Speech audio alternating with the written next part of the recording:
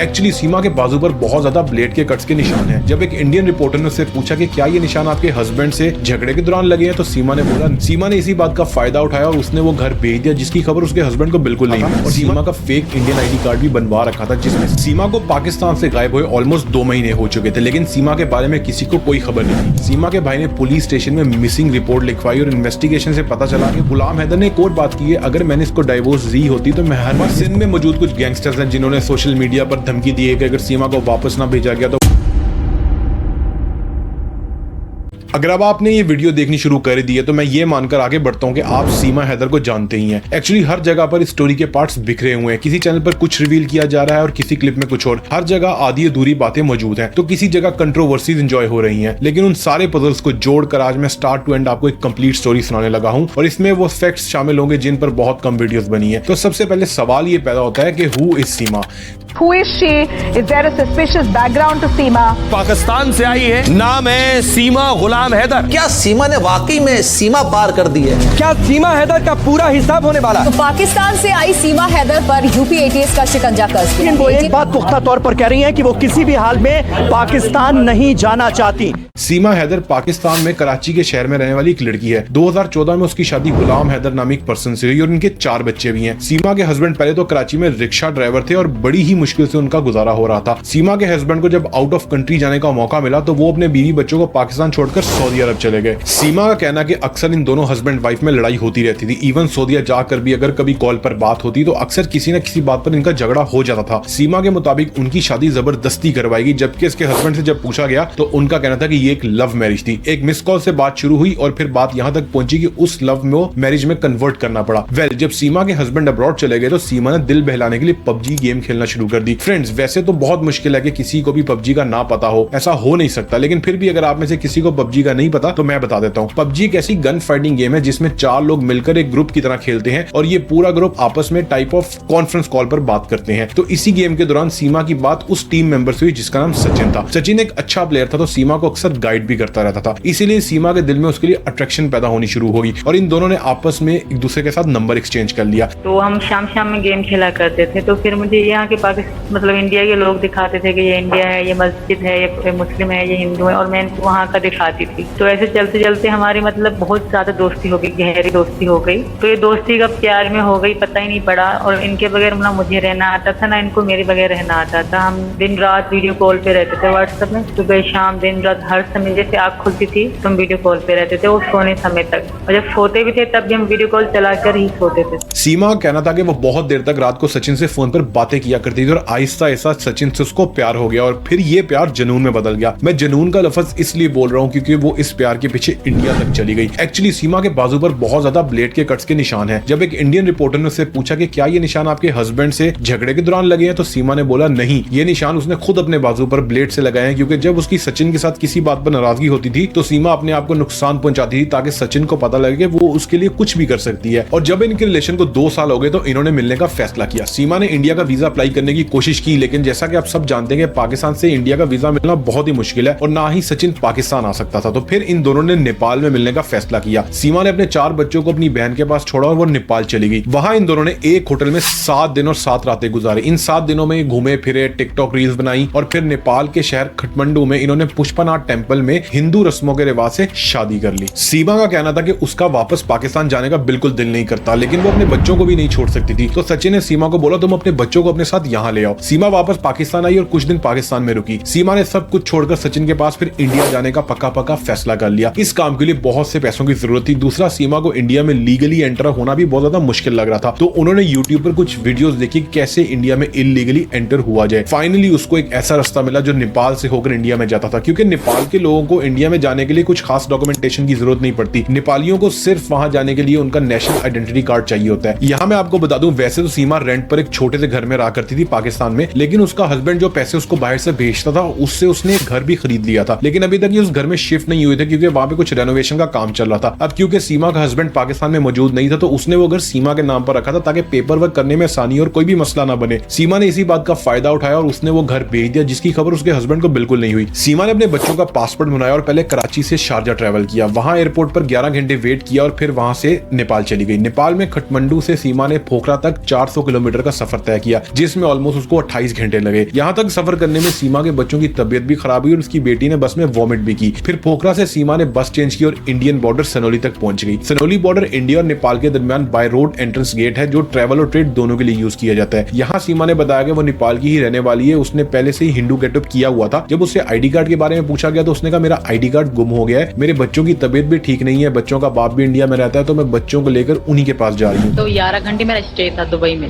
तो यार दुबई से फिर मैं अगले सुबह को पहुंच गई। सुबह को सवेरे 11 की सुबह को सवेरे पहुंच गए वहाँ काठमांडू। फिर सुबह को उसी मतलब टैक्सी पकड़ी। टैक्सी वाला कहा मुझे न्यू बस पार्क उतार दो और मुझे पोखरा के लिए गाड़ी चाहिए। नेपालियों ने नहीं करी, इंडियन एक ही ऑफिसर आए थे, उन्होंने पूछताछ करी थी तो मैं इनका एड्रेस पूरा बता दिया, रब्बुपुरा का। सीमा के कहने के मुताबिक जब इंडियन ऑफिसर ने देखा कि बच्चों की तबीयत सच में खराब है तो उन्होंने बिना इन्वेस्टिगेशन के उसको इंडिया में एंटर होने दिया। लेकिन इंडियन मीडिया ने जब बॉर्डर सिक्योरिटी पर सवाल उठाना शुरू किए तो सीमा ने बताया कि नहीं, उन्होंने तो बहुत अच्छे तरीके से उनकी तलाशी ली थी। उन्होंने सीमा के हैंडबैग्स और लगेज दोनों की बड़े अच्छे तरीके से तलाशी ली थी। अब क्योंकि वो 4 बच्चों के साथ थी और उनके पास कुछ इलीगल भी मौजूद नहीं था तो ऑफिसर्स ने उनको जाने दिया। बस के मेन स्टेशन से पहले ही सीमा बस से उतर गई जहाँ सचिन उसका इंतजार कर रहा था। सचिन ने एक रूम पहले से रेंट पर ले रखा था और सीमा का फेक इंडियन आईडी कार्ड भी बनवा रखा था जिसमें सीमा को सचिन की वाइफ शो किया गया। ये कार्ड उसने रूम के ओनर को दिखाने के लिए बनवाए थे क्योंकि अनमैरिड कपल को कोई भी इजीली रूम नहीं देता। सीमा और सचिन 4 बच्चों के साथ इस रेंट के हाउस में तकरीबन 50 दिन तक रहे। सचिन ने अपने घर वालों को भी बताया तो पहले तो सब बहुत ज्यादा नाराज हुए, लेकिन फिर सचिन के फादर ने बोला कि अगर सीमा को हमारे साथ रहना है तो उसको इस्लाम छोड़कर हिंदू कन्वर्ट होना पड़ेगा और सीमा ने ये बात भी हंसी खुशी कबूल कर ली। ऑलमोस्ट 50 दिन तक एक ही रूम में रहने के बाद सीमा तंग आ चुकी थी और अब वो ये भी चाहती थी कि उसके बच्चे स्कूल में पढ़ने जाएं, जिसके लिए उनको लीगल पेपर वर्क की जरूरत थी। वैसे तो रिलीजियस तौर पर शादी वो कर चुके थे लेकिन गवर्नमेंट पेपर वर्क के लिए उन्होंने कोर्ट मैरिज का फैसला किया। उन्होंने एक लॉयर से बात की। लॉयर को जब सारे मामले का पता चला, खास तौर पे ये कि लड़की पाकिस्तान से इंडिया आई है वो भी इलीगल, तो उस वकील ने पहले तो उनको बोला कि सब कुछ हो जाएगा और आप लोग कल आ जाना। लेकिन अगले दिन जब वो दोनों वकील के पास जा रहे थे तो रास्ते में ही उनको पुलिस ने पकड़ लिया। सीमा पर केस किया गया कि वो इलीगल तौर से पाकिस्तान से इंडिया आई और सचिन और उसके फादर पर यह केस हुआ कि उन्होंने एक इलीगल माइग्रेंट को अपने घर में रखने का जुर्म किया। वेल, सचिन के नेबर्स ने मिलकर किसी तरीके से 2 दिन में उनकी बेल करवा दी। अब जैसे ही इंडियन मीडिया में ये बात फैली कि पाकिस्तान से एक लड़की इंडिया में इलीगल तरीके से पहुंची है तो इंडियन मीडिया के बहुत से रिपोर्टर्स उनके घर पहुंच गए। इवन बीबीसी न्यूज के रिपोर्टर का कहना था कि उनको सीमा से बात करने के लिए घंटों इंतजार करना पड़ा। इंडियन पुलिस और मीडिया की तरफ से कुछ बातें पॉइंट आउट की गई जिनसे ऐसा लग रहा था कि सीमा पाकिस्तान की कोई एजेंट है। ये बातें मैं आपको आगे चलकर बताता हूँ, लेकिन पहले ये देख लेते हैं कि इतनी देर पाकिस्तान में क्या होता रहा। सीमा को पाकिस्तान से गायब हुए ऑलमोस्ट 2 महीने हो चुके थे लेकिन सीमा के बारे में किसी को कोई खबर नहीं थी। पाकिस्तान में जब इमरान खान अरेस्ट हुए थे काफी दिन तक इंटरनेट सर्विस बंद की गई थी। सीमा के हस्बैंड गुलाम हैदर का इसी इंटरनेट सर्विस के मुअत्तल होने की वजह से अपनी वाइफ से कोई कांटेक्ट नहीं था। जब इंटरनेट सर्विसेज वापस आई तो सीमा उनके कांटेक्ट में नहीं थी, उनका नंबर अब चेंज हो चुका था। इसी परेशानी में गुलाम हैदर ने अपने साले को यानी कि सीमा के भाई को बोला कि वो सीमा के घर जाके पता करे कि क्या प्रॉब्लम है। सीमा का भाई जब वहां पहुंचा तो उसे पता चला कि काफी दिन पहले वो घर से जा चुकी है। सीमा ने अपने हाउस ओनर को बताया कि वो कुछ दिन के लिए अपने घर जा रही है, आप घर में पड़े सामान का ख्याल रखना। ये मेरे को किराया भी देती थी, अपना खर्चा भी करती थी। अचानक एक दिन बोला तो मेरे को बोला तो हम अपने गांव जा रही है, थोड़ा हमारे सामान का ख्याल रखना। सीमा के भाई ने पुलिस स्टेशन में मिसिंग रिपोर्ट लिखवाई और इन्वेस्टिगेशन से पता चला कि वो पहले दुबई गई और फिर वहां से नेपाल की फ्लाइट लेकर नेपाल चली गई। इससे आगे किसी को कोई खबर नहीं थी और जैसे ही सीमा इंडियन मीडिया पे फर्स्ट प्रायोरिटी बनी, हर तरफ सीमा की न्यूज वायरल होने लगी और किसी तरह से ये खबर जब सीमा के हस्बैंड को पता चली तो उसके होश उड़ गए। गुलाम हैदर ने एक वीडियो बनाई जो इंडियन मीडिया तक पहुंची। उसमें गुलाम हैदर हाथ जोड़ के इंडियन मीडिया और इंडियन गवर्नमेंट यानी मोदी से अपील कर रहे थे कि उसकी वाइफ और उसके बच्चों को वापस पाकिस्तान भेज दिया जाए। गुलाम हैदर का कहना था कि सीमा को किसी वजह से ब्लैकमेल किया गया है जिसकी वजह से वो इंडिया चली गई। मैंने एक क्लिप देखा था कि मेरे बच्चे भारत के पुलिस कस्टडी में है, मैंने देखा मेरा होश उड़ गए, मेरे बच्चे कैसे चले गए। सीमा मेरा घर वाली है, फरहान, फरवा, फरहा, फरी, तीनों बेटी। मैं मोदी सरकार को हाथ जोड़ के गुजारिश करता हूँ, अपील करता हूँ कि मेरे बच्चे मेरे हवाले करें, पाकिस्तान के हवाले किए जाएं। मैं बहुत परेशान हूँ, मिस्किन बंदा हूँ। लेकिन सीमा का कहना था कि वो कोई छोटी बच्ची नहीं है, उसे किसी ने ब्लैकमेल नहीं किया। सीमा को जब बोला गया कि तुम अपने हस्बैंड को छोड़ कर आई हो, ये इस्लाम में अलाउड नहीं है, तो इस पर सीमा ने जवाब दिया कि उसके हस्बैंड ने 2019 में उसको कॉल पर डाइवोर्स दे दी थी, क्योंकि इस्लाम में हस्बैंड की तरफ से ऐसे डाइवोर्स दी जा सकती है। अगर कोई हस्बैंड अपनी वाइफ को 3 दफा कॉल पर तलाक दे तो रिलीजियसली तलाक हो जाती है। लेकिन गुलाम हैदर का कहना था कि उसने कभी वर्बली डिवोर्स दी ही नहीं। इवन अगर उसने तलाक दी भी होती तो वो अपने बच्चों के पासपोर्ट बनवाने का क्यों करता। गुलाम हैदर ने बताया था कि 2023 में सीमा बच्चों के साथ उसको मिलने आने वाली थी। सीमा का तो CNIC भी नहीं बना हुआ था, वो भी गुलाम हैदर ने ऑनलाइन इसको किसी रेफरेंस के थ्रू बनवा कर दिया। अभी वो प्रोगंडा चला रहे हैं कि हैदर ने मुझे 2019 पे तलाक दिया।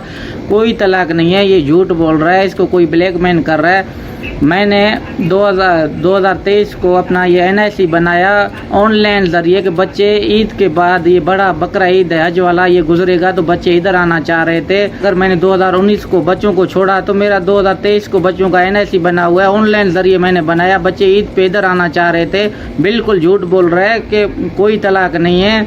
इस बात को काउंटर करते हुए सीमा का कहना था कि ऐसा कुछ भी नहीं, ID कार्ड मैंने अपना खुद बनवाया किसी को पैसे देकर। जब सीमा से नाम पूछा गया तो वो नाम उस बंदे का नहीं बता सकी। गुलाम हैदर ने एक और बात की है, अगर मैंने इसको डाइवोर्स दी होती तो मैं हर महीने इसको पैसे क्यों भेजता और जो मैंने घर खरीदा था वो मैं सीमा के नाम क्यों करता। उसका कहना था कि मुझे तो आइडिया ही नहीं था कि ये घर को बेच देगी। पहले तो गुलाम हैदर कहते रहे कि मुझे बस मेरे बच्चे चाहिए, लेकिन अब वो चाहते थे कि उनको उनकी बीवी वापस मिल जाए। उनका कहना था कि ये मुझे धोखा देकर गई है और मैं इसको वहां पर रहने नहीं दे सकता। सीमा ने पहले बच्चों के लिए इनकार किया, लेकिन फिर उसने बोला कि अगर बच्चे लेके जाना चाहती हैं तो आप ले जाएं, लेकिन मैं खुद कभी वापस नहीं आऊंगी। इंडियन रिपोर्टर ने जब उससे पूछा कि अगर इंडियन गवर्नमेंट आपको वापस भेज दे तो आप क्या करेंगी, सीमा ने इस सवाल के जवाब में बोला कि मैं अपनी जान दे दूंगी, लेकिन सचिन को छोड़कर कभी नहीं जाऊंगी। वेल, ऐसी और बहुत सी बातें हैं जो हमें इंडियन मीडिया के थ्रू पता चली और शायद मजीद आने वाले कुछ दिनों तक हमें मजीद इंटरेस्टिंग इन्फॉर्मेशन मिलती रहे। चले अब एक बार ये देख लेते कि इंडियंस का सीमा के बारे में क्या कहना है और वो इस बारे में क्या सोचते हैं। Well, most of the Indians तो सीमा को एक पाकिस्तानी एजेंट ही समझते हैं और इस बात के लिए उनके पास कुछ इंटरेस्टिंग रीजंस भी हैं। अब इन सारी बातों के सीमा ने कुछ काउंटर जवाब भी दिए हैं। सबसे पहले तो ये बताया गया कि सीमा के पास से 4 मोबाइल्स निकले, जिनमें से 3 टूटे हुए हैं और उनमें से एक में पाकिस्तानी सिम मौजूद है। सीमा ने इस बात के जवाब में बताया कि एक मोबाइल वो खुद यूज करती है और बाकी 3 मोबाइल उसने अपने बच्चों के लिए खरीद के रखे हैं ताकि वो उसमें कार्टून्स वगैरह देख सके। फिर इंडियन मीडिया में ये बात वायरल हुई कि सीमा के पास 5 इंटरनेशनल पासपोर्ट मौजूद है, जिससे ये जाहिर होता है कि वो कोई नॉर्मल लड़की नहीं है। सीमा ने इन बातों का हंसते हुए जवाब दिया कि मेरे पास 5 पासपोर्ट जरूर है, लेकिन उनमें से एक मेरा है और बाकी 4 मेरे बच्चों के हैं और वो सभी पाकिस्तानी पासपोर्ट्स हैं जो इस वक्त पुलिस के पास है। आप में से कोई भी जाकर वेरीफाई कर सकता है। एक और इंटरेस्टिंग बात ये की जाती है कि सीमा की एजुकेशन तो सिर्फ 5th क्लास तक है, तो फिर वो PUBG जैसी क्रिटिकल गेम कैसे खेल सकती है और सीमा इतनी दूर अकेले भी कैसे ट्रैवल कर सकती है। इस बात पर सीमा ने हंसते हुए ये जवाब दिया कि 5th क्लास तक स्टडी करना भी कोई छोटी बात नहीं है। सीमा के भाई के लिए भी एक बात की जाती है कि उसका भाई पाकिस्तान आर्मी में, तो पॉसिबल है कि सीमा कोई अंडरकवर एजेंट हो, लेकिन सीमा ने बताया कि मेरे भाई ने बस कुछ ही दिनों पहले आर्मी को ज्वाइन किया है और वो कोई हाई रैंक ऑफिसर नहीं, उसको तो सिर्फ 18,000 रुपए सैलरी मिलती है। ये बात भी नोट की गई कि सीमा के पास फेक इंडियन ID कार्ड है और सीमा ने बताया कि फेक ID कार्ड तो उसने सिर्फ रूम रेंट पे लेने के लिए बनाया था, इसके अलावा उसका और कोई मकसद नहीं। लोगों ने कहा कि वो नेपाल से बहुत ही चालाकी से झूठ बोलती हुई इंडिया तक आई और किसी को उस पर शक भी नहीं हुआ। ऐसा भी हो सकता है कि उसके पास कोई स्पेशल किस्म की ट्रेनिंग हो। बॉर्डर पर झूठ बोलकर आने को सीमा ने कॉम्प्लीमेंट की तरह लिया और वो बस यही कहती रही कि सचिन के लिए वो कुछ भी कर सकती है। सीमा ने यह भी बोला कि अगर वो एक एजेंट होती तो उसे क्या जरूरत थी कि वो वकील के पास जाती और उसे बताती कि वो एक पाकिस्तानी और इलीगल तरीके से इंडिया आई है। लास्ट 50 डेज से वो इंडिया में ही है और किसी को भी खबर नहीं हुई। अगर वो एजेंट होती तो वो चुपचाप अपने घर में रहती। Well, most of the Indian Seema के लिए सिंपैथी शो कर रहे हैं, क्योंकि एक तो वो इंडियन लड़के के लिए इतनी दूर से सब छोड़ छाड़कर इतनी मुसीबत झेलकर इंडिया आई, दूसरा उनको ये भी अच्छा लग रहा है कि उसने अपना रिलीजन भी चेंज किया, यानी कि वो मुसलमान से हिंदू हो चुकी है और अक्सर वीडियोस में सीमा को पूजा करते हुए भी देखा गया है। इवन सीमा ने भी एक इंटरव्यू में बताया कि वो जेल में पूजा कर रही थी, जिस वजह से उसको जल्दी बेल मिल गई और उसका यकीन था कि वो अब इस कंट्री से वापस नहीं जाएगी। इंडियन मीडिया और इंडियन लोग उसकी हेल्प करेंगे और वहां कुछ लोग ऐसे भी हैं जो सीमा को पाकिस्तानी एजेंट समझते हैं, जिसकी वजह से वो सीमा को उल्टी सीधी धमकियां भी देते रहते हैं। इंडिया में तो सीमा किसी सेलिब्रिटी की तरह है। हर छोटे बड़े न्यूज चैनल के लोग सीमा के घर के बाहर इंटरव्यू लेने के लिए घंटों इंतजार कर रहे हैं, लेकिन दूसरी तरफ पाकिस्तानी मीडिया ने इस मामले में कोई खास इंटरेस्ट नहीं दिखाया। बस सिंध में मौजूद कुछ गैंगस्टर्स हैं जिन्होंने सोशल मीडिया पर धमकी दी है कि अगर सीमा को वापस ना भेजा गया तो वो लोग पाकिस्तान में मौजूद हिंदू कम्युनिटी को नुकसान पहुंचाएंगे। पाकिस्तान के सिंध प्रांत के डकैतों ने धमकी दी है